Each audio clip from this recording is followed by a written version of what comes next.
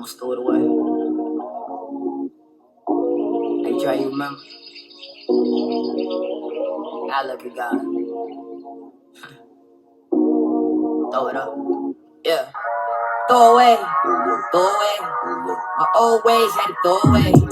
So to the Father, help me obey. Before I fall in sin, I gotta go pray. Help me. My biggest enemy, Satan, is for the self.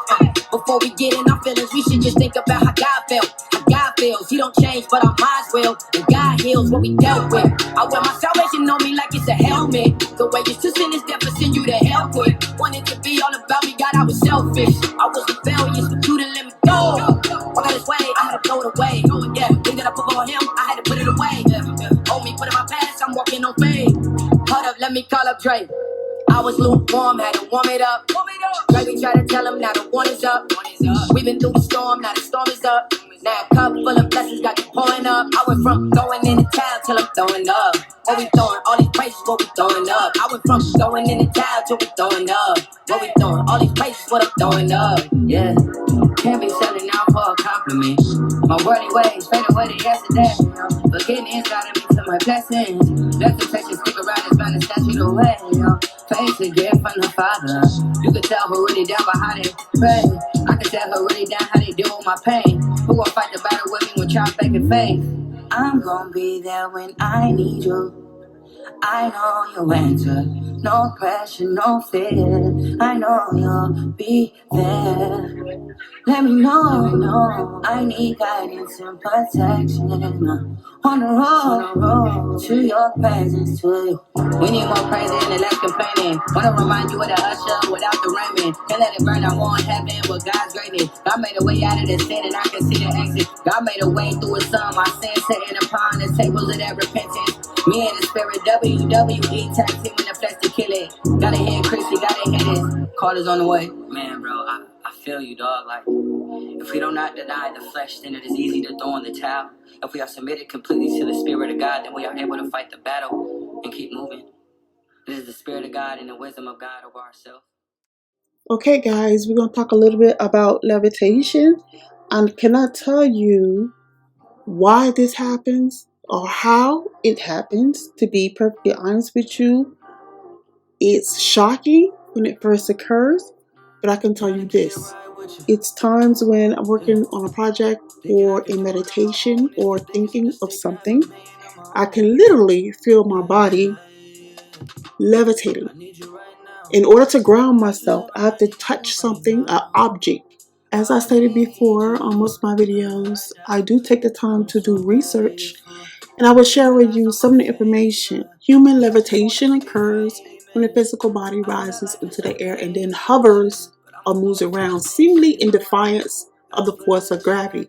Traditionally, most levitation reports have originated from several different groups, like the shamans, spiritualists, practitioners, and mystics may deliberately seek to interact with or access these entities or powers, while others, poltergeist activity and spirit possession, may encounter them involuntarily. It also appears that regardless of which group they belong to, all those who levitate, whether deliberately or involuntary, do so while in the altered state of consciousness. Shamans and others that levitate attribute their feats to spiritual entities. Shaman states that they are masters of spirits. Spirits are employed to effect changes in the shaman himself or herself. In other words, as in healing, or to make changes in or receive information about the outer physical world. The shaman explains it cannot function unaided and are dependent for their achievements on helpers, such that their feats are not so much superhuman as super assisted. Assisted by who? Assisted by spirit guides. Spirit guides are perceived as crucial to the shaman's resolve and power, a literal embodiment of psychic and magical strength. The range of spirit helpers exists such as ancestors, warrior spirits, previous shamans, or animals, and that tools and weapons may have their own spirit. Spirit helpers may warn the shaman about future obstacles or dangers, and often they provide the shaman with magical abilities or strengths which correspond to their own properties. Animal spirits may provide the shaman with useful abilities that are not available to other humans. For example, a jaguar spirit will make a shaman strong and fierce. Bird and fish spirits enable a shaman to move freely through air and water. This demonstrates that shamans believe not only in spirit realms, but also that the inhabitants can facilitate side events.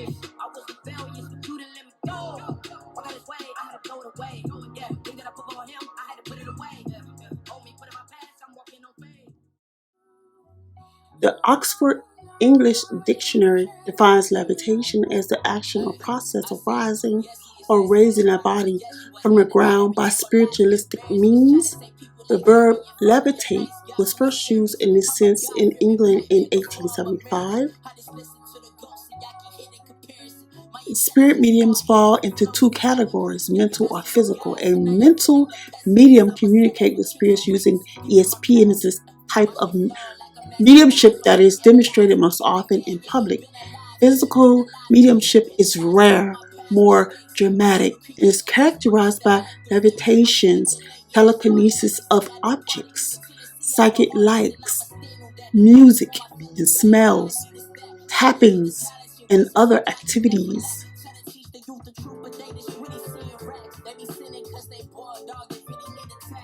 The spirit world is a normal, primitive, eternal world pre-existent to and surviving everything else.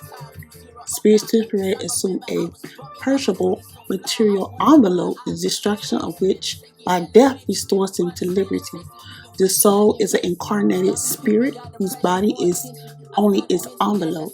A spirit, therefore, is not abstract, undefined being only to be conceived of by our thought. It is real, circumscribed being.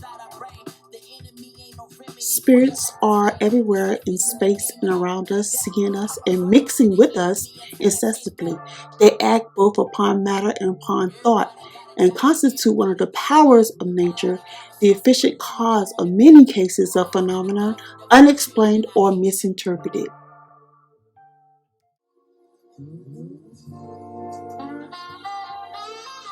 I remember the first time that I was levitating.